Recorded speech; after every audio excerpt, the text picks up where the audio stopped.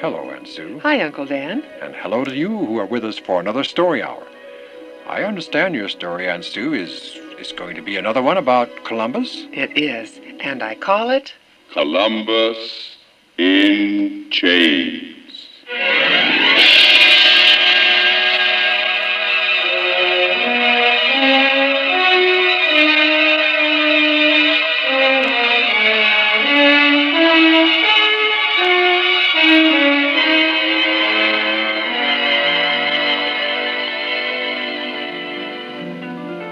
Christopher Columbus was born in 1435. 35 years later, he arrived with a small son at the convent of La Rabida. Through the efforts of Juan Perez, prior of La Rabida, Columbus was introduced to the King and Queen of Spain. 21 years after that, Columbus set sail for the unknown, beyond the horizon.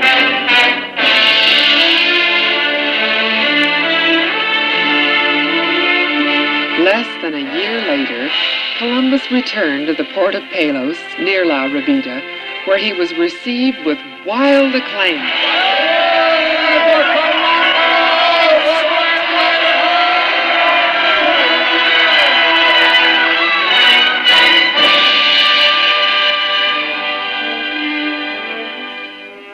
The court of King Ferdinand and Queen Isabella at Barcelona is suddenly interrupted by a messenger from Lisbon. You're from Lisbon, you said. Yes, Your Majesty. With a message for the Queen and me? Yes, Your Majesty. From whom? His Eminence Viceroy of the New World, Admiral of the Ocean, Christopher Columbus. Did Christopher Columbus get back from his voyage across the Atlantic? Yes, he did, Your Majesty. Is he well? Did he discover new land? Tell me about him. His Eminence instructed me to say unto Your Majesties that he would arrive here as swiftly as possible and give you a full report of his activities. Bid him hasten hither. Yes, Your Majesty. You may withdraw, messenger. Thank you, Your Majesty. Long live the King and Queen. Columbus has returned. Think of it, Ferdinand. He has discovered a new continent. I know he has a new continent for us. Lackey, send to the provinces and have all my noblemen come here as quickly as possible. We must make ready to receive Columbus as befits the greatness of his service to Spain in discovering a new continent.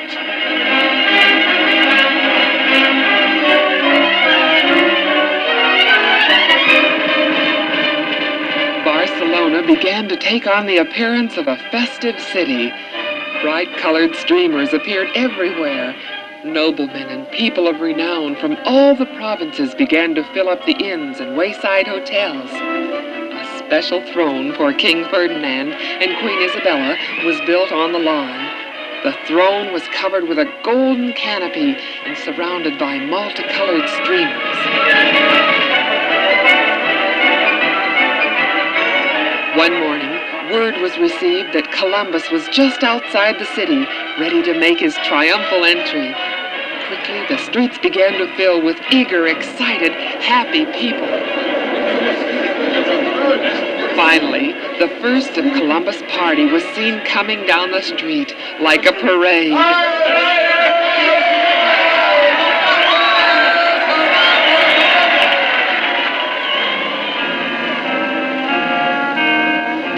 At the head of the procession came Indians brought over by Columbus as living proof of the existence of unknown races of men in the newly discovered land. The Indians were painted all sorts of colors and adorned with unusual gold necklaces and pearls. Next in line came Negro slaves carrying golden basins on their heads. Golden basin. It's some sort of a new bird. Columbus surely did discover a new land, all right. All sorts of strange objects and animals. And his men must be supermen. Why, maybe they're even divine. And they're surely more brave and adventurous than most men. They braved the trackless ocean, encountered the unknown dangers of an unknown land. Look, there's Christopher Columbus himself. Columbus is riding the king's own horse.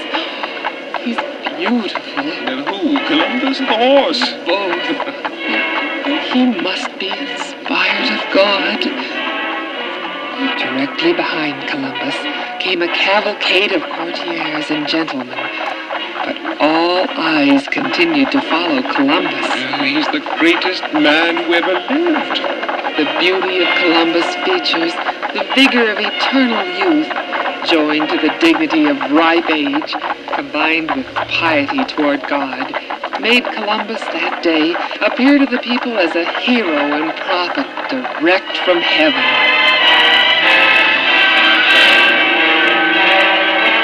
The procession continued on, finally arriving before the golden canopied throne upon which sat the king and queen. As Columbus approached the throne, the king and queen arose and received him as having been inspired by heaven.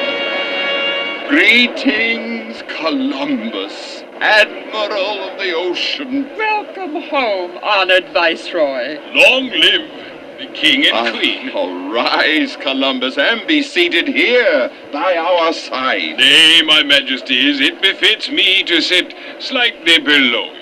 I order you to sit here, Columbus, on a level with us, as our equal. I must obey my sovereigns. Tell us, we pray thee, about your journey. Yes, Columbus, we want to hear all about it. Tell us. Yes, your majesties. Well, as you probably already know, I set sail from Palos on the morning of August 3rd. The three ships, Santa Maria, Pinta, and Nina, fared well until we were approaching the Canaries. Then the Pinta developed a leak in the hold.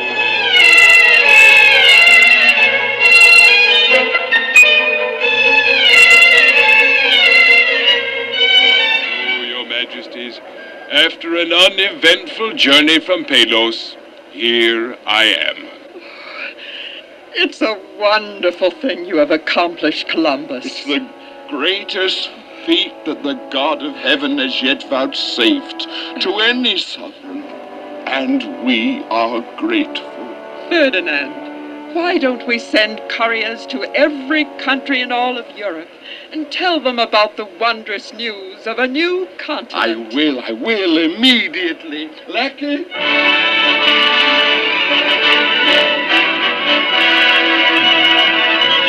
The obscurity with which Columbus had until then been surrounded changed to a brilliant renown, filling the earth with his name. And as so often is the case, Columbus' success and renown brought enemies. Men became jealous and envious. Such an enemy made himself known one day when Columbus was dining with the king and queen. This envious man asked Columbus sneeringly, Columbus, I'd like to ask you a question. Very well. Do you contend that no one else would have discovered the new continent if you hadn't been born and discovered it? Well, that's a tricky question, sir. If I answer it directly, I may say too much or too little about myself. But, you see this egg? Is there any one of you who can stand this egg on end? And I take it that none of you can stand this egg on end. Well, of course we can't. No one can stand an egg on end. Watch this.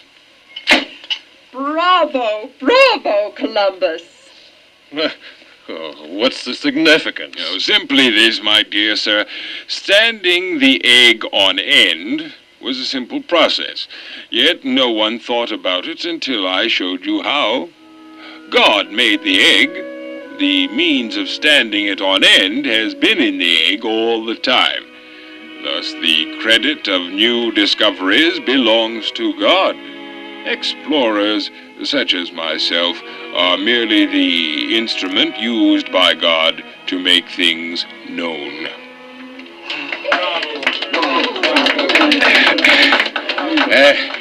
His Excellence the Viceroy of the New Lands is returning to his empire in the New Worlds, I gather. I am, yes, sir. I have already appointed Fonseca, the Archdeacon of Seville, to be in charge of preparations and the armaments of the new expedition. How soon can you be ready, Columbus? Well, I am ready now, Your Majesty. I await only the command of my sovereigns. Fonseca's a good man. He'll have things ready in record time.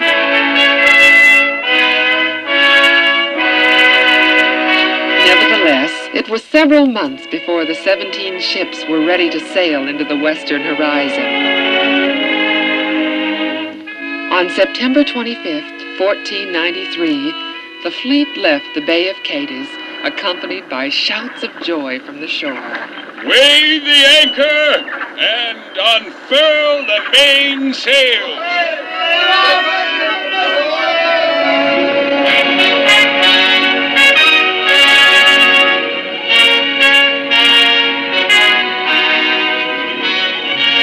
38 days later, the fleet sighted Guadalupe and cruised among the Caribbean islands, Columbus naming the islands as they sailed along.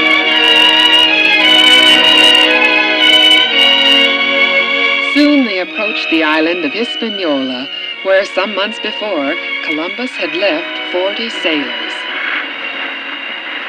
Why were they left here, sir? We were short a ship. It had been wrecked. Yes, I remember you telling about it. I wonder if they're still alive, those 40 men. Of course they are. Why shouldn't they be? They had a fort and, well, also to protect them, the friendship of Cachica, the Indian ruler of the tribe on the island. I was just wondering, sir, that's all. Steer 10 degrees north by northwest. We're going in and see if they're still alive. In this darkness, sir? We'll go as far as it's safe to go. Aye, aye, sir.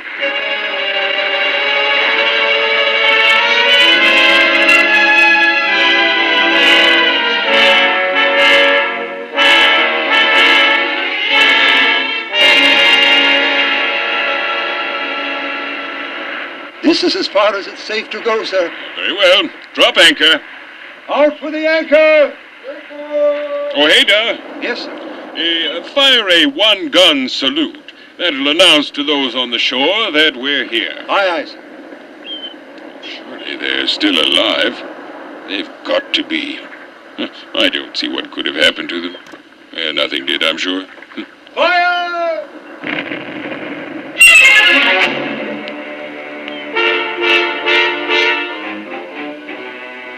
Have the small boat manned, Ojeda. We're going ashore.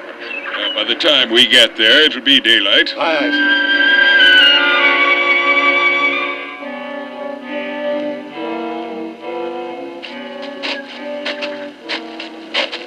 The fort's gone. Destroyed. Bones all around, bleaching in the sun. All that remains of my 40 men. I wonder what happened. And the village of the Cachica's Indians is nearby. I'll ask them. Oh, you take the sailors. Make a survey of the land as far as the forest. See what you can find. Aye, aye, sir.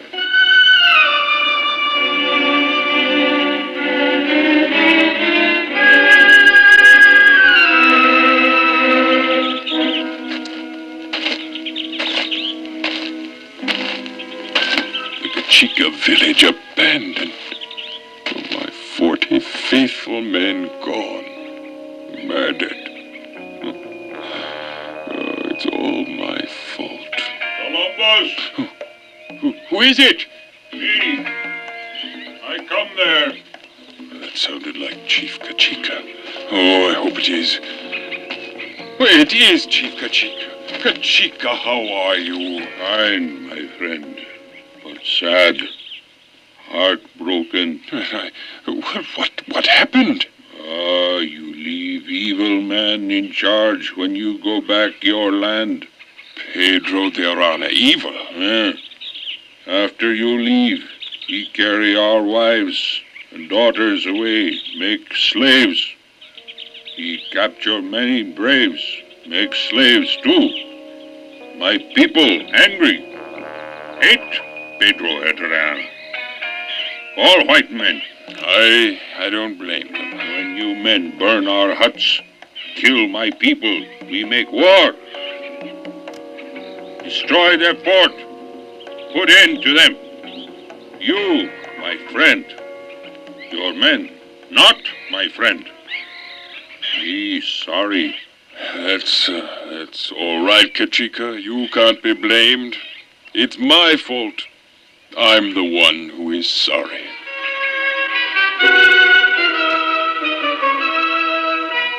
Columbus called Ojeda and the sailors back to the ship, and they sailed on, further into the west.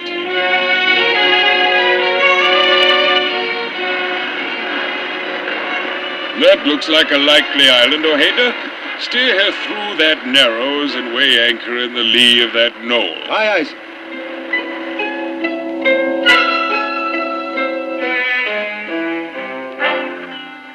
We'll establish a town right here. We'll name it Isabella. Oh, this, my friend, will be the first real European colony in this new land. We'll establish friendly relations with the natives. Oh, by the way, Ojeda, you are to be the governor of this new town. Why, thank you, sir. Now, first off, I want you to select a group of men to scout the island. They're to befriend the natives while they're looking for gold. Yes, sir. And, we'll build roads between the important points of the island. Your island empire.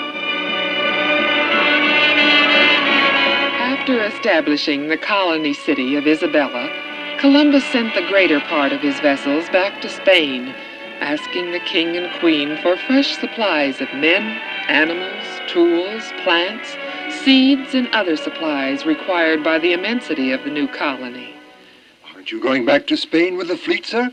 No, Ojeda. I'm needed here. And besides, his gout is bothering me. It's getting worse by the minute.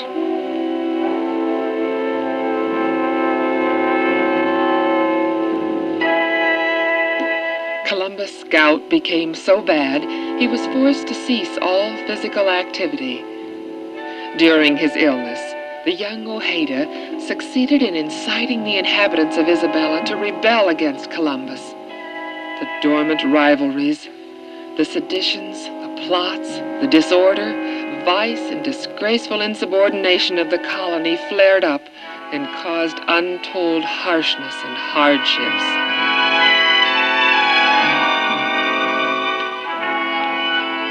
Columbus finally recovered from the gout, enough to go on an extended voyage of discovery in and around the island of Cuba. The trip made him worse, and arriving back at Isabella, he lay unconscious for a long time. On recovering, he found his beloved brother Bartholomew sitting by his bedside. You here? Hello, Chris. Are you actually here? Am I dreaming? Oh, I'm here, Chris. Oh, why did you come? I didn't send for you. I had a feeling that I should come, that you needed me. I guess I had a premonition that you were in grave danger, and I was right. I do need your help, Bartholomew. I can't trust anyone anymore. They're all greedy and envious. Yes. I'm glad you're here. I'll make you my first lieutenant. All right now, Chris, don't do anything. Don't even think. You need rest. You've got to get your strength back. I can't rest now. With you here.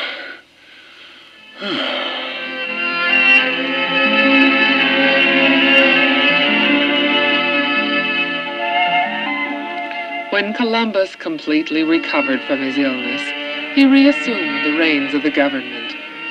About this time, the king and queen recalled him to Spain to answer untrue accusations of his enemies. At court, he was completely exonerated, and the king and queen once again placed their trust in Columbus, sending him back across the Atlantic to his colony.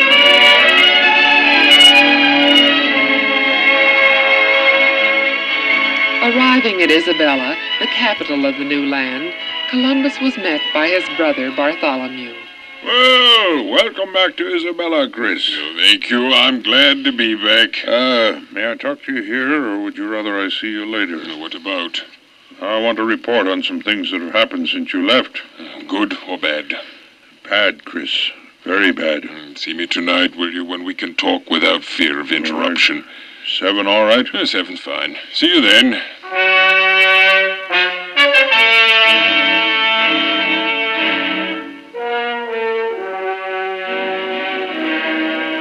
I never saw so many men suddenly become ambitious and greedy. When the cat's away, the mice will play. Yeah, you'd scarcely gotten out of sight before Roldam organized a band of mutineers and established himself on the opposite shore of San Domingo.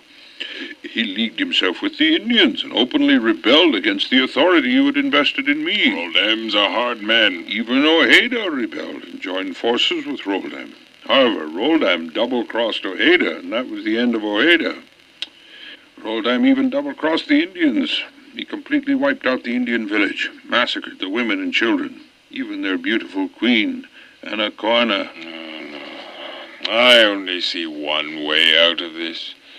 I'm going to send to King Ferdinand and request that he send a magistrate of high rank out here and settle this dispute of authority.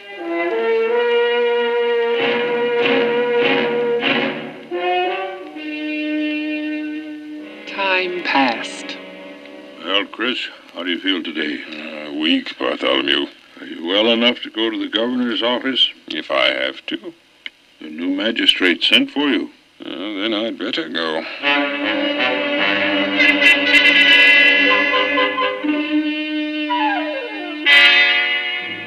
You sent for me, Your Honor. You are under arrest, Admiral. Arrest? Well, you haven't the authority to arrest me. I'm the Viceroy, the sovereign of this new land. Their Majesties, Ferdinand and Isabella, bestowed upon me the authority to do whatever I find necessary to do. I am above all authority, except that of their Majesties. Captain, place the Admiral under arrest and shackle him in those chains. Captain, I gave you an order. Yes, sir. Well, Captain, are you going to obey my order to arrest Admiral Columbus? No, sir. Admiral Columbus is my chief. I will not commit such a sacrilege. Captain, you do as the magistrate orders. No, sir. Never will I bind you in chains, sir. You're very loyal, Captain, thank you. Will you? Me? Will you place these chains on me? I'm your servant, sir. I shall do whatever you ask. Lock those chains on my hands, then.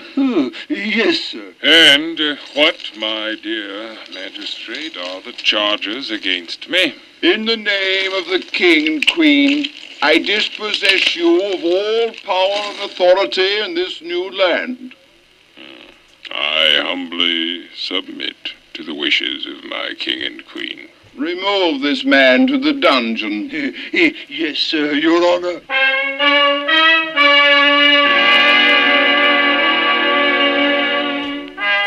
For several months, Columbus was shut up in a dungeon while his enemies vied for the dubious honor of charging him with the most absurd, untrue, and hateful imputations. He expected hourly to be executed, but Magistrate Bobadilla did not dare commit this crime. Captain Viejo.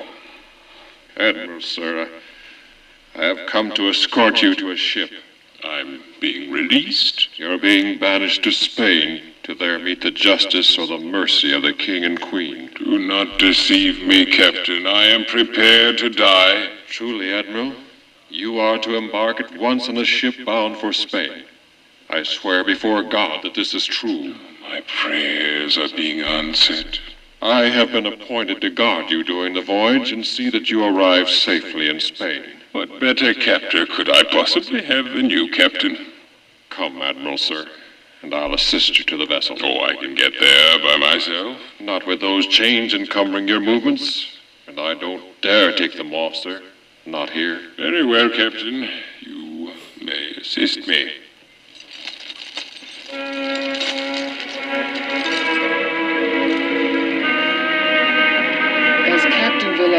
Columbus moved across the streets of Isabella and boarded the ship, the populace booed and hooted.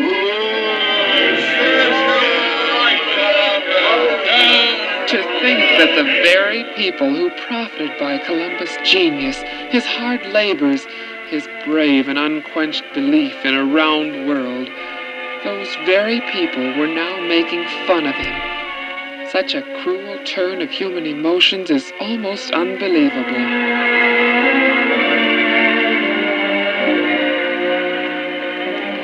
Scarcely had the ship left the harbor of Isabella, however, before the ship's commander, Andreas Martin, and Captain Vallejo respectfully confronted Columbus. Admiral, sir, Captain Martin and I feel that you are actually in charge of this ship. You are Admiral of the Ocean, our superior. We feel it would be an honor if you would take over the command of the ship. I am a prisoner of their Majesties King Ferdinand and Queen Isabella. At their command, all authority has been withdrawn from me. Magistrate Bobadilla did that, sir, on his own. The king and queen did not give such a command. True, Captain. Yet he came here with complete authority to do and act as he saw best. So I have no choice but to yield to his power and authority. At least, sir, permit us to remove the chains about your ankles and wrists. My good man, it was in the name of my sovereigns that I permitted these fetters to be placed on me, and I shall continue to wear them until their majesties themselves order them to be removed. We can do nothing but obey your wishes, sir. Furthermore, Captain, I shall always keep and preserve these very chains as a reminder of the disgrace bestowed by men upon my labors.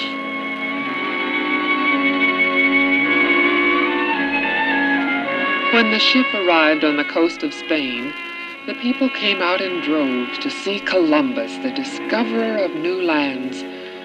When they realized that he was in chains, disgraced, their pity was aroused and they became indignant. Just look at Columbus, an old man, in chains like a regular criminal. Why is he in chains? What's he done? Discovered a new continent, that's all, and presented our king and queen with a new country. But why is he in chains? Because of jealousy, hatred, envy, and greed. It's all Magistrate Bobadilla's fault. He did it. Down with Bobadilla! Right, down with Bobadilla!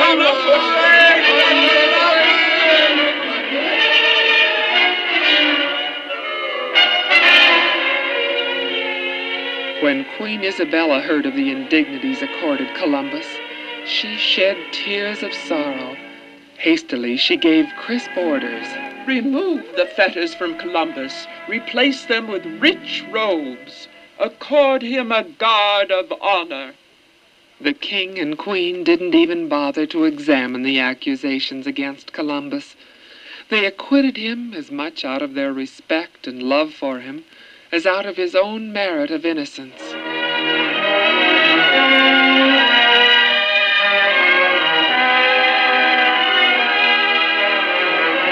Columbus remained at court for some time, a respected and honored discoverer of new lands. And always, hung on the wall of wherever he stayed, were those chains that had bound him. And when at last he died, the chains were buried with him, in effect appealing to God against the injustice and ingratitude of those who were jealous of his successes, and, no doubt, to take before the heavenly bar of justice material proof of the wickedness and cruelty with which he had been treated on earth.